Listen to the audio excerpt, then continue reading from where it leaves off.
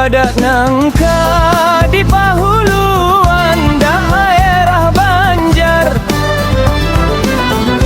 buahnya manis digalampungi diulah sanggar, bijinya jarang berbuati uyah supaya rasanya kada hambar. Ya mandai, ya mandai. Kulitnya jua diulah sayur kawa dipalar. Ya mandai, ya mandai. Oh seng batana